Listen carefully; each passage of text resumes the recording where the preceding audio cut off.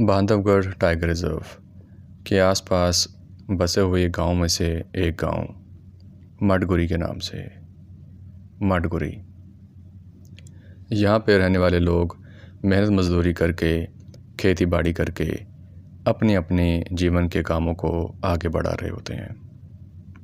मुश्किल हालात में ही सही, लेकिन एक दूसरे के साथ हर खुशी गमी में एक हमेशा अच्छा साथ निभाते हैं और कोशिश करते हैं कि हर गम में खुशी में एक दूसरे के साथ खड़े रहें, जैसा कि अमूमन हम गांव के माहौल में देखते ही हैं। यहाँ पे एक व्यक्ति रहते हैं कमलेश के नाम से। कमलेश जो कि 45 से 50 साल की उम्र के हैं और इसी गांव में पले बड़े हैं।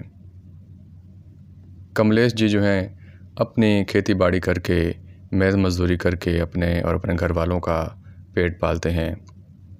गांव में सभी इनसे बहुत प्यार करते हैं और ये सब गांव वालों से, अपने आसपास के गांव वाले से भी, जो मुख्तलिफ दीगर गांव होते हैं उनसे भी अच्छे तरीके से वाकिफ़कारी होती है और सबको अच्छे तरीके से जानते हैं, क्योंकि शुरू से ही यहीं पे पले बड़े होते हैं और यहीं के रहने वाले होते हैं। कमलेश बाबू जो हैं ये एक खेत में खेती बाड़ी करते हैं, वहाँ पे काम करते हैं और जो खेत है ये इनका अपना नहीं है।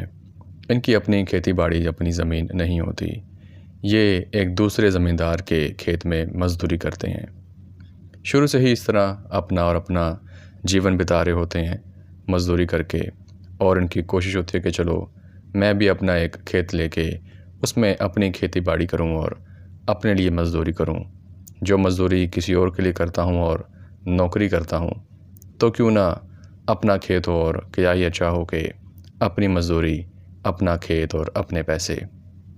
लेकिन बहुत से ख्वाब इंसान के जल्दी पूरे नहीं हो पाते और इंसान उनको बस पाने के लिए मेहनत करता रहता है और जस्तजू करता रहता है। नवंबर का महीना 2023, एक खूबसूरत सुबह का आगाज़ हुआ है मडगुरी गांव में। सूरज की किरणों ने इसको घेर लिया है और सबके लिए एक नई मेहनत का, नई खुशियों का पैगाम लेके आई हैं। सब अपने अपने टाइम से उठ के नाश्ता पानी करके अपने दिन के कामों को शुरू कर देते हैं। इसी तरह कमलेश बाबू भी अपने काम में मसरूफ़ हो जाते हैं। सुबह ये भी उठ के अपना नाश्ता पानी करके अब तैयार हैं अपने खेत में जाने के लिए, जहाँ पे नौकरी करते हैं। अपना सामान उठाए, अपने औजार उठाए, चल पड़े हैं ये खेत की तरफ। घर से निकलते ही आस पड़ोस सबसे जो जैसे जैसे अपना पड़ोस वाला ताया, काका, मौसा, मौसी मिलते रहते हैं, दोस्त भाई मिलते रहते हैं। उनको सलाम दुआ करते हुए, प्रणाम करते हुए अपने आगे बढ़े हैं काम की ओर, खेतों की ओर। खेत में पहुंच जाते हैं अपने और रूटीन के मुताबिक अपना काम शुरू कर देते हैं। कहीं से पानी का बहाव ठीक किया, कहीं पे बीज डाला, कहीं पे खुदाई की, जो एक रूटीन के काम होते हैं हमारे मेहनत करने वाले भाइयों के। इसी तरह ये समय गुजरता है और दिन का टाइम हो जाता है। दोपहर का टाइम हो गया, तो अब कुछ टाइम है दोपहर का खाना खाने का और कुछ सस्ताने का, आराम करने का। ये एक पेड़ के नीचे बैठ जाते हैं अपने एक दो मजदूर के साथ और अपना अपना खाने का डब्बा खोल के सब एक दूसरे के साथ मिलके खाना खाना शुरू कर देते हैं। जो दाल रोटी कोई लाया होता है, सब एक दूसरे के साथ मिलजुल के ही इस खाने को मुकम्मल करते हैं। हरा भरा खेत, खूबसूरत छाँव, ठंडी छाँव, उसके नीचे ये दोपहर का खाना और अपने दोस्तों की गपशप, ये भी एक मज़े का मौका होता है इनके लिए। इन सब को इंतज़ार होता है कि कब ये दोपहर के खाने का टाइम आए और कुछ मेहनत मजदूरी के बाद आराम का मौका मिले, कुछ बातचीत करने का मौका मिले। कमलेश और बाकी इनके जो मज़दूर होते हैं ये अब खाना खा के फ्री हो जाते हैं, तो देखते हैं कि जो इनका ज़मींदार है वो इनके पास दूर से ही चलता हुआ आ रहा है।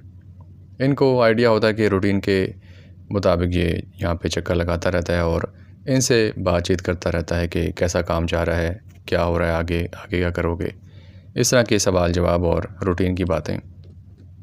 जो ज़मींदार हैं इनका नाम है सचदेव बाबू। सचदेव बाबू जो हैं ये एक अच्छे दिल के आदमी हैं और अपने इन किसानों का ख्याल रखते हैं। टाइम से पैसे देना और परेशान ना करना, इनका ख्याल रखना। तो ये सारे जो किसान होते हैं, मज़दूरी करते हैं, ये भी सचदेव बाबू को एक अच्छी निगाह से देखते हैं और इनसे प्यार करते हैं। एक तरह से इनके खेत को ही अपना खेत समझ के यहाँ पे काम कर रहे होते हैं। करते करते अब सचदेव बाबू करीब आ गए हैं इनके कमलेश के और बाकी मज़दूरों के। तो कुछ परेशान लग रहे हैं सचदेव जी आज। इनके पास आके बैठ जाते हैं इन्हीं की छाँव में। तो कमलेश पूछता है कि क्या बात है बाबूजी, आज लगता है कि कुछ परेशान लग रहे हैं, ज़रा गुमसुम से लग रहे हैं। तो सचदेव बाबू कहते हैं कि हाँ, थोड़ी परेशानी तो बनी हुई है और काफ़ी दिनों से बनी हुई है। कुछ पैसों का मसला है और मैं थोड़ा परेशान हूँ। समझता हूँ कि सोच रहा हूँ कि आजकल ये जो खेत है इसको बेच दूँ, क्योंकि इसको बेचने से मेरे बहुत से मसले हल हो जाएंगे और जो मेरे पैसों के मामलात हैं ये ठीक हो जाएंगे। लेकिन ये सोच विचार मुझे पिछले महीने 1.5 महीने से जहन में है। फिर तुम लोगों का सोचता हूँ कि तुम लोग क्या करोगे, क्योंकि आस पड़ोस के जितने भी खेत हैं वहाँ पे तो सारे किसान अपने अपना काम कर रहे हैं पहले से ही। तो तुम लोगों को भी नौकरी में मुश्किल हो जाएगी ढूंढना। लेकिन अब मैं मजबूर हो रहा हूँ और तकरीबन फ़ैसला कर बैठा हूँ कि मैं इस खेत को बेच दूँ बड़े ज़मींदार के पास। मैं तुम लोग को ये बात पहले बता के परेशान नहीं करना चाहता था, क्योंकि तुम लोग मेरे बच्चों की तरह हो और अब मुश्किल का वक्त है, तो मैं समझता हूँ कि मुझे इसके ऊपर फ़ैसला कर लेना चाहिए और इस खेत को बेच देना चाहिए। सचदेव बाबू जो काफ़ी बड़ी उम्र के होते हैं, बूढ़े होते हैं, उनकी बस कोशिश होती है कि मैं अपनी ज़िंदगी में ही अपने जो सारे परेशानी के मामलात हैं इनको मुकम्मल कर लूँ और पैसों के मामलात को ठीक कर लूँ। तो उन्होंने अब फ़ैसला कर लिया है कि मैं ये खेत बेच दूँगा। ये सुन के कमलेश और बाकी सब जो मज़दूर होते हैं ये परेशान हो जाते हैं कि अब वाकई हमारा क्या होगा। इनके साथ तो अच्छा हमारा टाइम गुजर रहा था, अपना खेत समझ के हम काम करते थे, ना जाने अब आगे क्या होगा। लेकिन सचदेव जी कहते हैं कि कमलेश तुम परेशान ना हो और बाकी मज़दूरों को कि तुम परेशान ना हो। मैं कोशिश करूँगा कि जो बड़ा ज़मींदार है जिसको मैं खेत बेच रहा हूँ उससे कहूँ कि तुम लोग को ऐसे ही इस पे काम करने दे। वैसे तो मर्ज़ी उसकी होगी, हो सकता है वो ख़ुद अपने लोग लगाए और अपनी खेती आप करे, लेकिन कोशिश करूँगा कि अगर तुम लोगों को मौका दे और तुम लोगों को इस तरह मज़दूरी करने दे तो ये सबसे अच्छा हो जाएगा। आखिरकार वो भी इसी गांव का है और तुम लोग भी इसी गांव के हो। ये बात सुन के कहीं ना कहीं कमलेश और बाकी मज़दूरों में एक सहारा पैदा होता है कि चलो हो सकता है कि बात ठीक है, जो बड़ा ज़मींदार है वो हमें इस तरह ही खेत में काम करने दे और कोई हमें परेशानी ना हो। लेकिन जिस वहम ने, जिस परेशानी ने दिल और दिमाग पे कब्ज़ा करना होता है वो कब्ज़ा कर लेती है और परेशानी इनको बन जाती है। सचदेव जी अब उठ के चल पड़ते हैं वापस अपने घर की ओर, अपने गांव की ओर। और यहाँ कमलेश अब परेशान हाल कदम कहीं और रखना चाहता है, लेकिन कदम कहीं और जा रहे हैं। सोचना कुछ हो चाहता है लेकिन सोच कहीं और लेके जा रही है। शाम का समय हो रहा है आस्ता आस्ता और वक्त हो गया है घर वापस आने का, गाँव वापस आने का। कमलेश अपने औजार उठाए अब आहिस्ता आहिस्ता अपने घर की ओर बढ़ रहा है और परेशान है। बढ़ते बढ़ते अब घर का दरवाज़ा आ गया है। कमलेश इसी सोच में गुम है कि अब न जाने आगे क्या होगा। मेहनत मजदूरी करने वाले लोग हैं, जो दिन का कमाते हैं खर्च कर देते हैं, जिस दिन ना कमा पाएँ उस दिन परेशानी हो जाती है। अभी तक तो सचदेव जी के साथ अच्छा काम चल रहा था, लेकिन न जाने आगे क्या होगा। घर के दरवाजे के बाहर खड़ा कई देर तक यही सोचता रहता है। उसके कदम उसको अंदर ले जाने की हिम्मत नहीं दे रहे होते, उसमें ताकत नहीं होती। फिर भी क्या करें, अंदर तो जाना ही है और ज़िंदगी तो आगे इस तरह ही बढ़ेगी। मुश्किलात आती हैं और मुश्किलात का सामना भी करना ही पड़ता है। यही सोच, ये हिम्मत इसको कुछ आगे बढ़ने के लिए हिम्मत देती है। दरवाज़ा खोल के जब घर के अंदर जाता है तो घर वाले देखते हैं, माँ, बीवी, बच्चे, कि चलो वापस शाम को आ गया है कमलेश। लेकिन गुमसुम सा है, कोई ज़्यादा बात नहीं कर रहा, बस औजार रख के अपने थोड़ा सा हाथ मुँह धो के बैठ गया है। जो रूटीन के मुताबिक बातें करता है, सलाम दुआ करता है, वैसी कोई भी इसमें बात नज़र नहीं आ रही आज। कमलेश की माँ पूछती है कि क्या बात है कमलेश, आज परेशान लग रहे हो, कोई बात हुई है क्या? ये चीज़ जो है वो उसकी बीवी भी पूछती है कि सही कह रही हैं माता जी, क्या बात है, क्यों परेशान हो, गुमसुम लग रहे हो, ना कोई बातचीत कर रहे हो। बस कमलेश इनके ये सवाल सुन के चुप ही रहता है और फिर काफ़ी देर बाद बोलता है कि हाँ, परेशानी की बात तो है। आज सचदेव जी आए थे दोपहर में और बता के गए हैं कि वो अपने खेत को बेच रहे हैं बड़े ज़मींदार को, और अब हम लोग का क्या होगा ऐसा कुछ पता नहीं है। एक उम्मीद की किरण तो दिखाई है कि हो सकता है कि जो बड़ा ज़मींदार है वो हमें ही अपने पास काम पे रख ले और हमें ही अपने पास काम करने दे, हमसे मज़दूरी करवाए। लेकिन कुछ आइडिया नहीं कि वो ख़ुद अपने लड़के लगा के मेहनत मज़दूरी करवाए और हमें काम करने का मौका ना भी दे। ये तो उसकी मर्ज़ी है। अब ना जाने आगे क्या होगा, इसी परेशानी में दोपहर से मैं बैठा हूँ और यही सोचे जा रहा हूँ। माता जी कहती हैं और उसकी पत्नी कहती है कि तुम परेशान ना हो, ऐसी कोई बात नहीं, ऊपर वाला सब बेहतर करेगा। ये परेशानियाँ तो आती रहती हैं। हाँ, मुश्किल की घड़ी है, परेशानी वाली बात तो है, लेकिन कहीं ना कोई हल निकल ही आएगा। जैसे कि हमारे माशरे में, सोसाइटी में जो घर की ख़वातीन होती हैं, औरतें होती हैं, ये हमेशा मर्दों का साथ देती हैं। कहीं ना कहीं तो वो अंदर ख़ुद भी परेशान होती हैं, लेकिन ऊपर से हिम्मत दिखाती हैं और मर्दों के साथ पूरा कदम से कदम मिला के, कंधे से कंधा मिला के हिम्मत का मुज़ाहरा करती हैं और हिम्मत दिखाती हैं। ये हमारे जो ख़वातीन होती हैं, घरों की जो औरतें होती हैं, ये इनकी हिम्मत है और इनके ही हिम्मत से हमें हौसला मिलता है। इस हिम्मत के लिए हम सबको इनको सलाम करते हैं। ये बातें सुनने के बाद कमलेश को भी हौसला होता है कि देखो, मेरे घर वाले मेरे साथ हैं। ये परेशानी की बात सुन के भी ये टूटे नहीं, लेकिन मुझे पूरा हौसला दे रहे हैं, कोई ना कोई हल निकल ही आएगा। खाने का समय हो जाता है तो खाना खा के अब कमलेश और बाकी घर वाले सो जाते हैं और सुबह का इंतज़ार होता है कि अब सुबह देखेंगे कि होगा क्या। रात के आराम के बाद जो कि सोच में गुजर जाती है, अब सुबह हो गई है और सुबह की वही रूटीन, वही सारी बातें शुरू हो जाती हैं। आज भी कमलेश अपने औज़ार उठाए, नाश्ता पानी मुकम्मल करके चल पड़ा है अपने खेत की ओर। लेकिन इन औज़ारों को उठाए इसको ये आइडिया नहीं है कि आज ये औज़ार काम आएंगे भी कि नहीं आएंगे, इनसे मैं काम कर पाऊँगा कि नहीं। क्या पता खेत पे पहुँचें तो नए मज़दूर लगे हों, ना जाने क्या हो, जाकर ही पता लगेगा।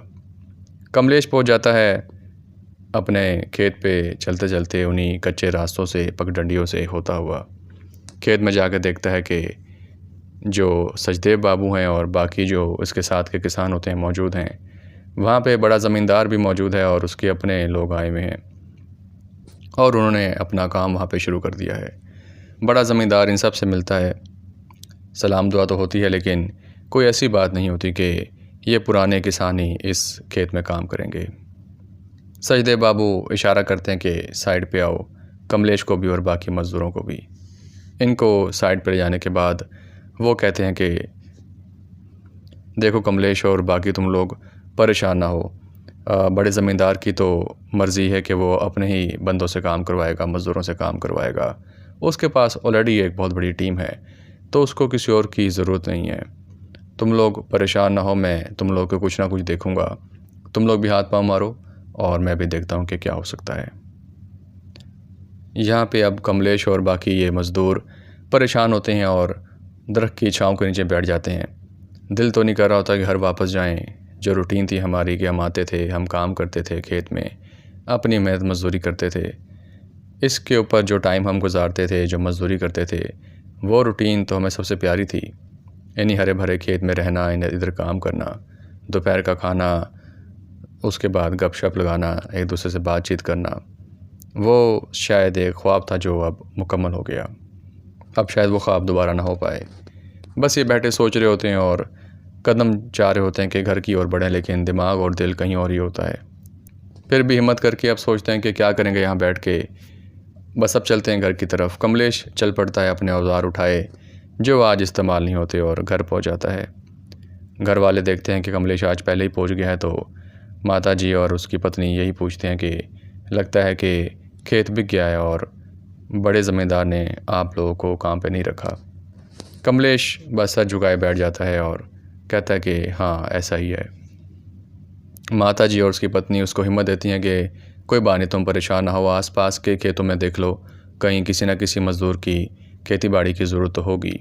कोई ना कोई जल्द ही काम बन जाएगा। सचदेव जी ने हमेशा हमारा साथ दिया है और उम्मीद है कि पूरी वो कोई ना कोई सॉल्यूशन देखेंगे, कोई हल देखेंगे और कोई नौकरी हमें दिलवा देंगे। दोपहर का खाना जो कमलेश लेके गया होता है खेत के लिए कि खेत पे मजदूरी के बाद खाऊंगा, वो वापस ले आता है और उसको यहीं पे घर पे ही खाना पड़ता है। और ये खाना खाते हुए उदास भी होता है कि जो रूटीन होती है मेरी, आज वो रूटीन पूरी नहीं हो पा रही और रूटीन से हट के मैं आज घर पे ही खाना खा रहा हूँ। शाम हो जाती है और इस तरह ही बस समय बीतता है और रात हो जाती है और रात के बाद एक और सुबह आ जाती है। कमलेश और बाकी घर वाले कुछ कुछ परेशान तो होते ही हैं। अब दोपहर में कमलेश का जो दरवाज़ा है बजता है, तो कमलेश बाहर जाके देखता है तो सचदेव जी आए होते हैं। सचदेव जी को देख के कमलेश खुश होता है, इनसे मिलता है, प्रणाम करके इनको अंदर बुलाता है, अपने आंगन में बिठा लेता है। माता जी और पत्नी जी भी देख के खुश होती हैं कि चलो सचदेव जी आए हैं तो कोई हो सकता है कि खुशी की बात ही लेके आए हों, कोई नौकरी की बात लेके आए हों। तो सचदेव जी बताते हैं कि देखो कमलेश, फ़िलहाल तो कोई खेती बाड़ी का काम मैं तुम्हारे लिए नहीं ढूंढ पाया, लेकिन एक बात है, एक ऑप्शन ज़रूर है, और वो ये है कि जो बड़ा ज़मींदार है, इसका जो बच्चा है वो साथ वाले उमारिया गांव में पढ़ता है, एक स्कूल में, जो कि एक मुनासिब सा स्कूल है। उस ज़मींदार को बहुत ख्वाहिश है कि वो एक अपने बच्चे को, अपने बेटे को अच्छी तालीम दे और एक अच्छा बाबू बनाए। तो यहाँ से तुम्हें पता है कि उमारिया का जो रास्ता है थोड़ा दूर है और जंगल से होके जाना पड़ता है। उसको एक आदमी की तलाश है, बाकी तो उसके इतने भी लोग हैं वो खेती बाड़ी के कामों में मसरूफ़ हैं और उनका काम यही है। उसको एक आदमी की तलाश है जो कि उसके बच्चे को सुबह उधर उमारिया गांव में ले जाए और स्कूल में पढ़ाई के बाद वहीं तक रहे, और पढ़ाई जैसे मुकम्मल हो तो पढ़ाई के बाद वो वापस हमारे गांव मडगुरी आ जाए। इस काम के वो एक अच्छे पैसे भी दे देगा मुनासिब से, जो कि तुम्हारा भी गुजारा कर देगा और तुम्हारी फ़िलहाल की परेशानी दूर हो जाएगी, और यह कि तुम भी काम पे लग जाओगे। बस उसके साथ जाना होगा, उसकी देखभाल करके उसको वापस ले आना होगा और अपने घर वापस आ जाना, इतना ही काम है। साथ साथ मैं देख रहा हूँ कि किसी खेत में भी कोई काम मिल जाए ताकि तुम अपने ही जो महारत का काम है, जो तुम्हारी फील्ड का काम है, उसमें बिज़ी हो जाओ। मेरा ख़्याल से ये एक अच्छी नौकरी है, तुम इसके बारे में सोच विचार करो। उसको तो बंदा जल्द से जल्द चाहिए, एक आदमी वो चाहता है कि मैं जल्दी रख लूँ ताकि उसके बच्चे का आने जाने का कोई नुकसान ना हो, कोई हर्ज ना हो। कमलेश इनकी ऑप्शन सुन के देखता है अपनी माता जी की तरफ और पत्नी की तरफ, तो वो भी सर झुका के हाँ कर देते हैं कि हाँ ये बिल्कुल ठीक है, तुम जो अभी काम मिलता है फ़ौरन पकड़ लो। तो कमलेश फ़ौरन हाँ कह देता है सचदेव जी को और कहता है कि ठीक है, बहुत मेहरबानी है आपकी बाबूजी के, आपने ये मदद की। आप जो है वो बड़े ज़मींदार से कहें कि ठीक है, मैं सुबह उसके पास आ जाऊँगा और जो भी पैसे आपको मुनासिब लगते हैं आप उसे तय कर लें। चलो कुछ ना कुछ हमारा सिस्टम तो चल पड़ेगा और घर का सिस्टम अच्छे से चलता रहेगा। सचदेव जी भी खुश होते हैं कि चलो उसने मेरी ऑप्शन को मान लिया और ये काम के लिए राज़ी हो गया है। सचदेव जी जाके सुबह उससे बात कर लेते हैं बड़े ज़मींदार से, वो कहते हैं कि ठीक है, कमलेश आ जाएगा आपके घर पे, कोठी पे आके बच्चे को सुबह ले जाएगा उमरानिया और अच्छी देखभाल करके वहाँ पे जब स्कूल ख़त्म हो जाएगा तो उसको वापस ले आएगा। ज़िम्मेदार आदमी है, मैं इसकी ज़िम्मेदारी लेता हूँ, आप परेशान ना हो, ये अच्छे से अपना काम कर लेगा। सुबह अब कमलेश ने ये नई ड्यूटी पे जाना है, नई जॉब पे जाना है, और ये इस उमारिया गांव के सारे रास्तों से वाकिफ़ है क्योंकि आसपास के सारे गांव के रास्तों से ये अच्छे से जानकारी रखता है। सुबह होती है और ये तड़के ही पहुंच जाता है बड़े ज़मींदार की कोठी पे और वहां जाके चौकीदार को कहता है कि उस बच्चे को बुला दो ताकि हम आगे स्कूल के लिए निकल पड़ें। बड़े ज़मींदार जी अपने छोटू के साथ बाहर आते हैं, बस्ता टांगे, उसने अपना यूनिफॉर्म पहना होता है और बच्चा हवाला करते हैं कमलेश के। सलाम दुआ तो पहले ही होती है, जान पहचान पहले ही होती है, और कहते हैं कि कमलेश, मैं तुम्हारे जानता हूँ, तुम एक अच्छे स्वभाव के आदमी हो और मेहनतकश हो, ज़िम्मेदार भी हो, और सचदेव जी ने तुम्हारी बहुत तारीफ़ की थी कि वो तुम्हारी ज़िम्मेदारी लेते हैं। तो मेरा बच्चा अब तुम्हारे हवाले है, इसको ध्यान से लेके जाना, वहाँ पे स्कूल जब मुकम्मल हो जाए तो उसको ध्यान से वापस लेके आना, ख्याल रखना, जंगल का रास्ता है, कोई मुश्किल परेशानी ना हो, और यहाँ पे छोड़ के टाइम से फिर अपने घर चले जाना। बस यही काम है। ये छोटी सी मुलाकात होती है और फिर कमलेश निकल पड़ता है छोटू के साथ उमारिया के लिए। उसको गोद में उठाए चल रहा है अब घने जंगल की ओर, करते करते इन्हीं कच्चे रास्तों से होते हुए, पगडंडियों से होते हुए आगे बढ़ा है और ध्यान भी रख रहा है कि आसपास कोई परेशानी या ख़तरा तो नहीं, क्योंकि दिन का टाइम है, दिन का समय है, कोई ऐसी परेशानी की बात तो होती नहीं है। लोग आते जाते रहते हैं, लेकिन अब एक ज़िम्मेदारी है कमलेश के कांधों पे, एक बच्चे की, मासूम बच्चे की, और फिर नौकरी भी तो है, नई नई नौकरी है। लेकिन ऊपर वाले का शुक्र भी अदा कर रहा होता है कमलेश के, देखो मुझे जल्द ही नौकरी भी मिल गई है और नौकरी भी कोई मुश्किल नहीं, कोई ज़्यादा मुश्किल नहीं है, बस बच्चे को लेके जाना है और वापस लेके आना है। पहुंच जाता है कमलेश उसी स्कूल में, क्योंकि इसको आइडिया तो होता है कि स्कूल कहाँ पे है। वहाँ पे स्कूल में बच्चों को छोड़ के मास्टर जी से मिल के कि मैं इधर बाहर ही बैठा हूँ, जब छुट्टी हो तो छोटू को मेरे हवाले कर दीजिएगा। कमलेश अब छोटू को स्कूल में छोड़ के बाहर आके इसी ग्राउंड की छाँव में बैठ जाता है एक दरख्त की, और अब सोच रहा है कि कब छुट्टी होगी, ये सब समय 5 से 6 घंटे का मुकम्मल होगा तो फिर मैं बच्चे को लेके वापस जाऊंगा। इन्हीं सोचों में इधर उधर देखते हुए कोई इधर से आ रहा है, कोई उधर से अपना सामान लेकर जा रहा है, कुछ लोग चलते हुए इन्हीं कच्चे रास्तों से गुजर रहे हैं। कोई अगर कमलेश को पहले जानता हो तो मिल जाता है और पूछता है कि कैसे हो। यही बातों में समय बीत जाता है और ये 5-6 घंटे गुजर जाते हैं और छुट्टी का समय हो जाता है। स्कूल की घंटी बजती है तो कमलेश की जान में जान आती है कि चलो अब वापसी का समय हुआ और दिन मुकम्मल हुआ। छोटू बाहर आता है और कमलेश की गोदी में फ़ौरन ही चढ़ जाता है। कमलेश भी उसको प्यार से उठाए अब चल पड़ा है वापस मोटगरी के लिए, अपने गांव के लिए, इन्हीं रास्तों पे से होते हुए, जंगलों में से होते हुए। अब दोपहर का समय है तो कुछ आहिस्ता आहिस्ता ज़रा लोगों की चहलकदमी कम है, क्योंकि सुबह के वक्त तो लोग ज़्यादा थे, आ रहे जा रहे थे, लेकिन अब दोपहर में कुछ कम लोग मिलते हैं रास्ते में। कमलेश अपने ध्यान रखते हुए चारों तरफ एहतियात के साथ चलता रहता है और वापस अपने टाइम से पहुंच जाता है अपने गांव। कोठी पहुंचता है और बच्चे को वहां पे उनके सुपुर्द करके बड़े ज़मींदार को, और फिर अपने घर की ओर आ जाता है। बड़ा ज़मींदार भी देखता है कि कमलेश ने चलो पहला दिन तो अच्छे तरीके से मुकम्मल किया, एक अच्छा ज़िम्मेदार आदमी है, ये अपनी ज़िम्मेदारी को बखूबी निभाएगा और मुझे आगे परेशानी नहीं होगी। कमलेश अब वापस अपने घर आ जाता है, दोपहर का समय है और भूखा भी है, प्यासा भी है। पहुंचता है घर और बस दरवाज़ा खोलते साथ ही सबसे मिल के प्रणाम करके और खाने पे बैठ जाता है।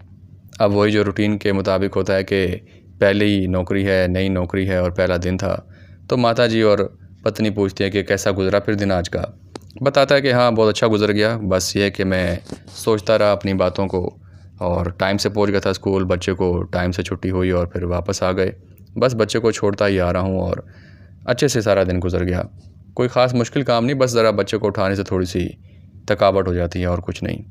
हाँ जंगल का रास्ता है तो ज़रा एहतियात करनी पड़ती है, बाकी वहाँ बैठ के तो और कोई ख़ास काम नहीं, बस बैठे रहो और मक्खियाँ मारते रहो।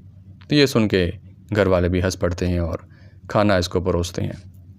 अगली सुबह आ जाती है और इस तरह रूटीन में कमलेश पहुंच जाता है कोठी पे ज़मींदार की। छोटू को उठाए चल पड़ा है कच्चे रास्ते से होते हुए, जंगल से होते हुए स्कूल छोड़ने के बाद बैठ गया उसी छाँव में और अपनी सोचों में गुम है। लोगों को आते जाते देख रहा है, बच्चों को आते जाते देख रहा है कि कैसे समय बीत रहा है और मैं इंतज़ार कर रहा हूँ अब छुट्टी हो। फिर उसी रूटीन की तरह घंटी बजती है छुट्टी की और एकदम से आंखें खुल जाती हैं कमलेश की, जो सोचों में गुम होती हैं। कमलेश छोटू को उठाए अब चल पड़ा है फिर से जंगल की ओर और अपने गांव की ओर। अब एक दोनों में प्यारा ताल्लुक़ भी बन गया है। छोटू बताता है कि आज मैंने दिन में इस तरह से पढ़ा, आज मेरे दिन में इस तरह से हरकतें की, शरारतें की। कमलेश भी उसके साथ बातें करता रहता है अपने ही बच्चों की तरह, और ये वक्त इस तरह बीत रहा होता है। अब घने जंगल में से गुज़रते हुए ये बढ़े आगे मटगरी की तरफ और ज़मींदार के घर की तरफ, चाहता है कि जल्दी पहुंच के अपने घर पहुंचूं। ये अब घने जंगल में से गुज़र रहा होता है कमलेश, और कच्चे रास्ते पे से गुज़रते हुए इसकी ध्यान जो है वो चारों तरफ है कि कहीं ना कहीं कोई ख़तरा हो या कोई परेशानी हो तो मैं उसे फ़ौरन ही निबड़ लूँ और अच्छे वक्त पे उसको रिस्पॉन्ड करूँ। आज दिल कुछ जो है कमलेश का वैसे ही ज़रा घबरा रहा होता है जंगल के अंदर। कहीं ना कहीं कोई इसको ऐसा एक दिल में खटका होता है कि सब ठीक तो है ना, कोई परेशानी तो नहीं, आज कुछ खौफ सी बात लग रही है। ये दिल में बात चल रही होती है कि साथ साथ कदम भी बड़े होते हैं कमलेश के छोटू को गोद में उठाए। एकदम से इसको जो है वो भागने की तेज़ी तेज़ी से आवाज़ आती है, जैसे कि जंगल की झाड़ियों में से दूर से कोई चीज़ भागती हुई आ रही हो। ऐसी चीज़ कुछ हल्के कदम भी हो, कुछ भारी कदम भी हो, कोई ना कोई भाग दौड़ लग रही है, जैसे कि कोई किसी की रेस लग रही हो, दौड़ लग रही हो। कमलेश एकदम से सुन्न हो जाता है और खड़ा हो जाता है, उस ओर देखना शुरू कर देता है कि ये आवाज़ कहाँ से आ रही है, ये माजरा क्या है। देखता है कि दूर से कुछ झाड़ियाँ हिलती आ रही हैं और कदमों की आवाज़ इसी के करीब आ रही है, तेज़ भागने की। एकदम से घनी झाड़ियों में से हिरन निकलती है, जंप मार के जिस रास्ते पे कमलेश होता है उसको क्रॉस करते हुए आगे निकल जाती है। उसके पीछे पीछे इसको आइडिया होता है कोई ना कोई जानवर है जो उसका पीछा कर रहा है। वो भारी कदम भी इसके पीछे पीछे होते हैं और वह भारी कदम भी उन्हीं झाड़ियों में से निकल के एकदम से इसी कच्चे रास्ते पे से होता हुआ उसी झाड़ियों के अंदर चला जाता है, उस हिरन के पीछे। ये एक बड़ा बाघ होता है जो कि कमलेश के पाँव सुन कर देता है। छोटू भी और कमलेश भी इस नज़ारे को देख के बस सुन के सुन हो जाते हैं। आवाज़ निकल पाती नहीं है, आंखों के आगे अंधेरा आ जाता है, हाथ पांव ठंडे हो जाते हैं।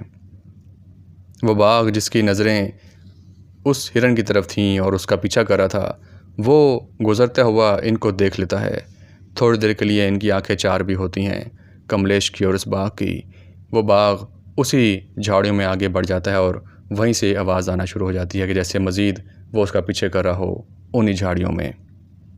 कमलेश अब वापस होश में आता है, अपने कदमों को वापस चलाता है इसी कच्चे रास्ते पे।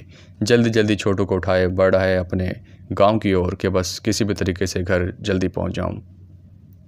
पीछे मुड़ मुड़ के देखता रहता है उसी ओर, झाड़ियों की तरफ मुड़ मुड़ के देखता रहता है कि कहीं वो लोग वापस तो नहीं आ रहे, कहीं वो जो बाघ है वो वापस इस तरफ ना आ जाए, वो इस तरफ कोई वापसी कार्रवाई ना कर दे। और होता वही है कि वो हिरन तो उसके हाथ से निकल जाता है। उसको याद है कि मैंने यहाँ पे एक इंसान देखा है, एक खुराक देखी है जिसको मैं अपना खाना बना सकता हूँ। वो चालाक, वो शैतान अपना रुख मोड़ लेता है कमलेश की तरफ और कमलेश को अब झाड़ियों में से दबे पाँव की आवाज़ इसी की तरफ आती दिखाई देती है। यहाँ कमलेश भी जल्दी जल्दी अपने कदमों को बढ़ा रहा है इसी कच्चे रास्ते पे, अपने दरख्तों से होता हुआ, जंगल से होता हुआ गांव की तरफ बढ़ा है और वही भारी कदम इसका पीछा करते करते इसके पीछे आ रहे हैं। कमलेश के कान बिल्कुल उसी तरफ होते हैं और नज़रें भी बार बार पीछे की ओर जा रही होती हैं। कमलेश देखता है कि एकदम से बाघ की गुर्राहट करीब हो जाती है और ज़ोरदार धार से एकदम से झाड़ी में से निकलता है और इसके पीछे भागता है वही शैतान जो आज इसका रास्ता रोकना चाहता है। कमलेश को वो उसका बड़ा सा मुँह नज़र आ जाता है झाड़ियों में से निकलते हुए, उसकी गुर्राहट नज़र आ जाती है, उसकी नीयत नज़र आ जाती है कि अब इसका इरादा मेरी तरफ ही है। कमलेश जैसे ही उसको देखता है कि ये इसकी ओर कदम बढ़ा रहा है और भाग रहा है, फ़ौरन से एक दरख्त की तरफ भागता है जो कि जिसकी शाखें बहुत सारी निकली होती हैं और ऊपर की तरफ फैला होता है। छोटू को गोद में उठाए, छोटू को कहता है कि मुझे कस के गले से पकड़ लो। छोटू उसको गले से ज़ोर से पकड़ लेता है और कमलेश अब दरख्त पर चढ़ना शुरू कर देता है। यहाँ ये बाघ भी जल्दी जल्दी से इसके ऊपर हमला करने के लिए झाड़ियों में से कूदता हुआ जैसे इसकी तरफ आता है, एक पंजा मारता है कि कमलेश ऊपर हो जाता है। दरख्त पे चढ़ के एकदम से जंप मारता है, उसको एक ज़ोरदार हाथ, एक पंजा लग जाता है बाघ का अपनी टांग पे, लेकिन वक्त पे ही कमलेश ऊपर दरख्त पे चढ़ जाता है। छोटू शोर मचा रहा होता है, रोना शुरू हो जाता है परेशानी के आलम में। यहाँ कमलेश भी ऊपर आहिस्ता आहिस्ता करके दरख्त पे चढ़ा होता है और वो बाघ नीचे से ऊपर दरख्त पे चढ़ने की कोशिश कर रहा होता है। अपने पंजे दरख्त के साथ खड़े करके खूब धाड़ता है, खूब चीखता है कि नीचे आओ और मेरा निवाला बनो। लेकिन कमलेश अपने आप को संभालता हुआ दरख्त पे चढ़ जाता है, ऊपर की शाखों की तरफ पहुँच जाता है। कमलेश को अब थोड़ा सा सुकून मिलता है कि कुछ ऊपर में आ गया हूँ तो कुछ अब हमारे फासला बन गया है जो कि इस बाघ को हमसे दूर कर गया है। सांसें तेज़ हैं, अभी कुछ समझ नहीं आ रही कमलेश को क्या हो रहा है। कहीं ये ऊपर ही चढ़ना है, जैसे कि वो ऊपर की तरफ हाथ लगा के खड़ा हुआ है और ज़ोरदार धाड़ रहा है। यहाँ छोटू भी उसको ज़ोर से गले से पकड़ा होता है और रो रहा होता है। कमलेश को डर होता है कहीं छोटू की पकड़ ना छूट जाए, नीचे ना गिर जाए, लेकिन एक हाथ से कस के पकड़ लेता है छोटू को और एक हाथ से टहनी को पकड़ लेता है दरख्त की। बस सहारा होता है ऊपर वाले का या इस दरख्त की टहनी का। नीचे वो शैतान खूब दौड़ रहा होता है कि बस किसी भी तरीके से धाड़ से इसको डराए और नीचे गिर जाए या छोटू नीचे गिर जाए। बस इसको खाना चाहिए होता है और हवस भूख मिटानी होती है। कुछ समय बीतता है तो वो ऊपर तो आ नहीं पाता। वो बाघ बड़े मुंह के साथ पंजे चला रहा होता है। बस कमलेश अब होश में आता है तो उसको दर्द महसूस होता है। वो जो पंजा लगा होता है कमलेश की टांग पे, काफ़ी खून बह रहा होता है। खून की बूंदें नीचे टप टप गिर रही होती हैं। वो बाघ अपने हाथों में लगा हुआ खून उन टपकती हुई बूंदों को खूब चाटता है और उन्हीं को महसूस करके चाट के बस अब खाना खाने की तैयारी में होता है कि अभी तो खून मिला है, बस गोश्त भी किस तरह मिल जाए। नीचे बैठ जाता है, घूमता रहता है इसी दरख्त के आसपास कि कभी ना कभी तो ये नीचे आएगा ही, और जो बूंदें टपक रही होती हैं उसका इंतज़ार करता है कि वो टपकती रहें और मैं खून पीता रहूं। कमलेश अब ऊपर दरख्त पे है छोटू के साथ। इसको इंतज़ार है कि कोई अब यहाँ से गुज़रे तो हमारी मदद हो, लेकिन कोई आएगा भी तो ये बाघ कहीं उसके ऊपर हमला ना कर दे। बस अब समय बीतता रहता है। कमलेश ऊपर सुरक्षित है, लेकिन छोटू काफ़ी रो रहा है, परेशान है। इसको संभालना भी इसके लिए मुश्किल है। इसको समझाता है कि देखो छोटू, हिम्मत से काम लो, कोई ना कोई हमें ढूंढता आ जाएगा, ज़मींदार जी आ जाएंगे, लेकिन तुम रोगे तो ये मज़ीद हमें तंग करेगा और ऊपर आ जाएगा। तो ये छोटू भी ये डर सुन के चुप हो जाता है। यहाँ पीछे समय बीत जाता है कि अभी तक कमलेश आया नहीं है छोटू को लेके। तो बड़े ज़मींदार जी पहुँच जाते हैं कमलेश के घर कि क्या माजरा क्या है। घर पहुँच के पता लगता है कि कमलेश तो पहुँचा ही नहीं अभी तक। सचदेव जी से पता किया जाता है तो सचदेव जी भी कहते हैं कि अच्छा, कोई ना कोई परेशानी की बात है, क्योंकि आप तो समझते ही हैं कि वो ज़िम्मेदार है और किसी मुश्किल में ना फंस गया हो या स्कूल में कोई काम ना बढ़ गया हो। मज़ीद थोड़ा वेट करते हैं, इंतज़ार करते हैं। जब देखते हैं कि कच्चे रास्ते पे, जंगल के रास्ते से कहीं कमलेश नज़र नहीं आ रहा, तो ज़मींदार अपने लोगों के साथ सोटे डंडी लाठियों के साथ निकल पड़ता है जंगल की ओर। इसको पता है कि कहीं ना कहीं कोई मसला तो है। ये आगे निकलता है, पहुंचता है, करते करते आवाज़ें देते हुए, कमलेश छोटू, कमलेश छोटू, क्या तुम्हें आवाज़ आ रही है? हल्का हल्का अब अंधेरा भी करीब है, शाम जो है वो आस्ता आस्ता बढ़ती जा रही है। इसको दूर से ही कमलेश को आवाज़ें आ जाती हैं ज़मींदार की और इन लोगों के आने की, सोटी लाठे डंडे चलने की, लेकिन ये बाघ तो अभी भी नीचे मौजूद है। अब कमलेश खूब चीखता है और छोटू को भी कहता है कि अपने बाबूजी को बुलाओ। यहाँ से दोनों आवाज़ें देते हैं कि हम यहाँ मौजूद हैं, हम यहाँ मौजूद हैं, नीचे बाघ है, नीचे बाघ है, ध्यान से आओ। ये आवाज़ें पहुँच जाती हैं ज़मींदार को और उसके लोगों को। वो खूब हू हल्ला करते हैं, शोर मचाते हुए, डंडों पे डंडा मारते हुए, डंडे बजाते हुए। और ये जब आवाज़ें सुनता है बाघ के लोग यहाँ पे आ गए हैं, वो खूब धाड़ लगाता है। उसको तो अब खून लग चुका है मुंह को, वो भी कमलेश का, और वो चाहता है कि मैं पूरा का इसको खा लूँ। लेकिन वो भी जो तगड़े नौजवान आते हैं ज़मींदार के साथ, खूब हू हल्ला करते हैं और उस बाघ को यहाँ से भगाने में कामयाब हो जाते हैं। कमलेश को ज़मींदार और उसके लड़के नीचे उतारते हैं। देखते हैं कि कमलेश का खून काफ़ी बह गया है। इसको आराम से तरीके से उतार के, छोटू को उतार के ज़मींदार अपने साथ ले जाता है सुरक्षित तरीके से अपनी कोठी पे। कमलेश को वहाँ पे आराम कराया जाता है। वैद्य जी बुला के उसके ज़ख्म को ठीक किया जाता है और उसको खाना दिया जाता है। सचदेव जी भी पहुँच चुके हैं ज़मींदार की कोठी पे और छोटू भी आराम से अपने घर पहुँच चुका है।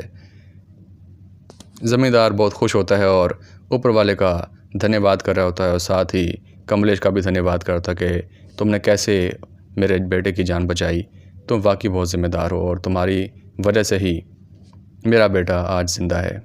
तुमने वाकई बहुत हिम्मत दिखाई और बहादुरी के साथ बाघ का मुकाबला किया जबकि तुम ज़ख्मी भी हो गए थे। सचदेव जी भी खुश होते हैं कि देखो, जो मैंने लड़का इनको दिया था उसने पूरी ज़िम्मेदारी से अपनी ड्यूटी की और अपने जान पे खेलते हुए छोटू को बचाया। ज़मींदार इसकी पूरी मरहम पट्टी का जो है ख़र्चा उठाता है और उसके घर में ख़र्चे पानी का भी ख़र्चा उठाता है जब तक कि कमलेश ठीक नहीं हो जाता प्रॉपर तरीके से। और इस ड्यूटी के साथ साथ अब ज़मींदार बैलगाड़ी भी कमलेश को देता है कि अब से आगे तुम छोटू को लेके जाओगे और तुम ही लेके जाओगे, लेकिन बैलगाड़ी में। इस तरह से कमलेश अपनी ज़िम्मेदारी निभा के सबके दिल जीत लेता है और अपनी मुश्किल को आसान करता है और आगे भी इस तरह अच्छे से ड्यूटी निभाता रहता है। तो उम्मीद करते हैं दोस्तों आपको हमारी ये आज की स्टोरी पसंद आई होगी। अपना ख्याल रखिएगा। Good day.